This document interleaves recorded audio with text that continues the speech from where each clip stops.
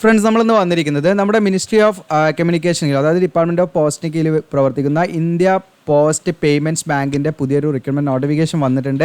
അപ്പോൾ ഇതിലേക്ക് വിളിച്ചിരിക്കുന്നത് IT എക്സിക്യൂട്ടീവ് എന്ന് പറയുന്ന കാറ്റഗറിയിലേക്കാണ് വിളിച്ചിരിക്കുന്നത്.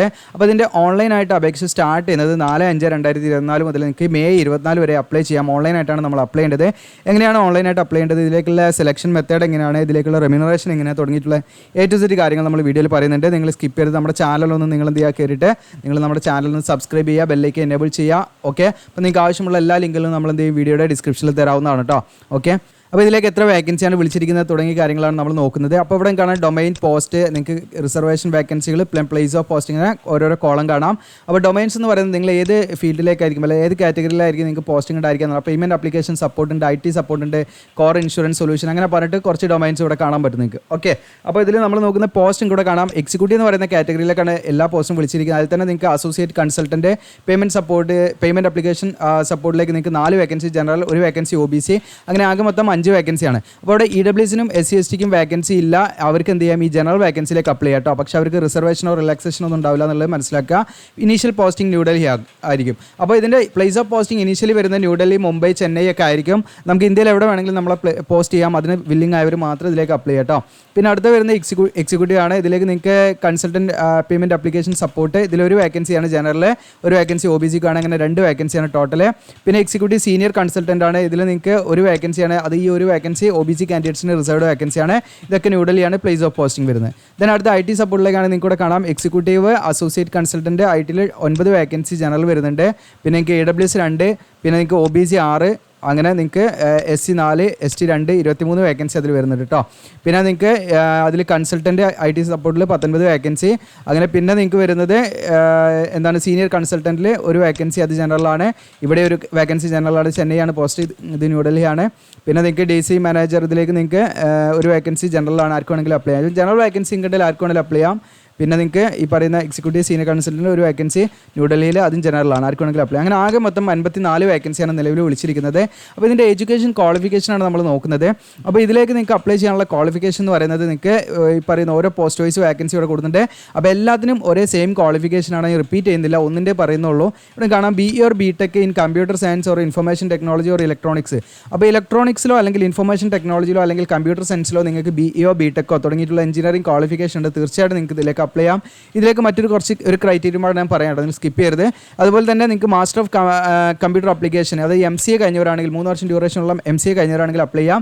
ഇനി നിങ്ങൾ BCA കഴിഞ്ഞവർക്കും ഇതിലേക്ക് അപ്ലൈ ചെയ്യാം കേട്ടോ. ഇനി BSc ഇൻ കമ്പ്യൂട്ടർ സയൻസ് കഴിഞ്ഞവർക്കും, അതുപോലെ BSc ഇൻ IT കഴിഞ്ഞവർക്കും, ഇലക്ട്രോണിക്സ് BSc ഇലക്ട്രോണിക്സ് കഴിഞ്ഞവർക്കും ഇതിലേക്ക് അപ്ലൈ ചെയ്യാം. അപ്പോൾ ഇതാണ് ഇതിൻ്റെ എഡ്യൂക്കേഷൻ ക്വാളിഫിക്കേഷൻ എന്ന് പറയുന്നത്. ഓക്കെ, അപ്പോൾ ഇത്രയും നിങ്ങൾക്ക് എല്ലാ പോസ്റ്റിലേക്കും സെയിം ക്വാളിഫിക്കേഷനാണ്, അത് ഞാൻ റിപ്പീറ്റ് ചെയ്യുന്നില്ല. പിന്നെ നിങ്ങൾക്ക് അതിൻ്റെ ജോബ് റിക്വയർമെൻറ്റ് ഒക്കെ ഇവിടെ നിങ്ങൾക്ക് ഏത് ഫീൽഡിലാണ് നിങ്ങൾക്ക് ആ ഒരു സ്കില്ല് കാര്യങ്ങളൊക്കെ വേണ്ടതൊക്കെ മനസ്സിലാക്കാൻ വേണ്ടി ഇത് നിങ്ങൾക്ക് വായിച്ച് നോക്കാവുന്നതാണ്.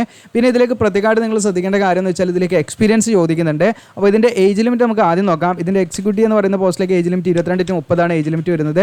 ദെൻ എക്സിക്യൂട്ടീവിൽ കൺസൾട്ടൻറ്റ്, അസോസിയേറ്റ് കൺസൾട്ടൻ്റ് ആണ്, 22 to 30. പിന്നെ executive consultant 22 to 40. Then senior consultant 22 to 45 age limit കേട്ടോ. അപ്പോൾ നിങ്ങൾക്ക് ഇതിൽ റിസർവ്ഡ് പോസ്റ്റിലേക്കൊക്കെ ആണെങ്കിൽ ഏജ് റിലാക്സേഷൻ ഉണ്ടായിരിക്കും, SC/ST OBCക്കൊക്കെ.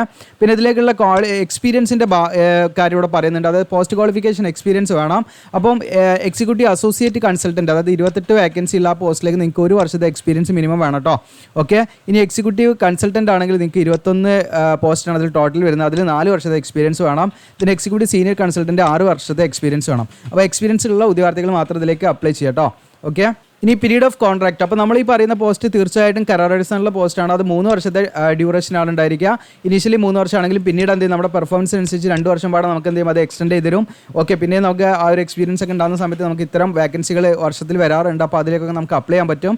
ഇനി സെലക്ഷൻ പ്രോസസ്സാണ്. സെലക്ഷൻ പ്രോസസ് പറഞ്ഞാൽ ഇൻ്റർവ്യൂ മാത്രമാണ് ഉണ്ടായിരിക്കുക. പിന്നെ അത് ബാങ്ക് ഡിസൈഡ് ചെയ്യും കേട്ടോ, ഉദ്യോഗങ്ങളുടെ എണ്ണത്തിനനുസരിച്ചൊക്കെ ബാങ്ക് ഡിസൈഡ് ചെയ്യും. പിന്നെ ഇതിൻ്റെ പേ ആൻഡ് അലവൻസോടെ കൊടുത്തിട്ടുണ്ട്. എക്സിക്യൂട്ടീവ് അസോസിയേറ്റ് കൺസൾട്ടൻ്റ് ആണെങ്കിൽ നിങ്ങൾക്ക് ഇതിൻ്റെ CTC വരുന്ന പെർ ആനം 10 ലക്ഷമാണ് പറയുന്നത് കേട്ടോ. ഓക്കെ, ദെൻ എക്സിക്യൂട്ടീവ് കൺസൾട്ടൻ്റ് ആണെങ്കിൽ 15 ലക്ഷം. ദെൻ നിങ്ങൾക്ക് എക്സിക്യൂട്ടീവ് സീനിയർ കൺസൾട്ടൻ്റ് 25 ലക്ഷം വരെ നിങ്ങൾക്ക് എന്താണ് ഇതിൻ്റെ CTC പെർ ആനും വരുന്നത്, നമുക്കൊരു വർഷം വരുന്നുണ്ട്.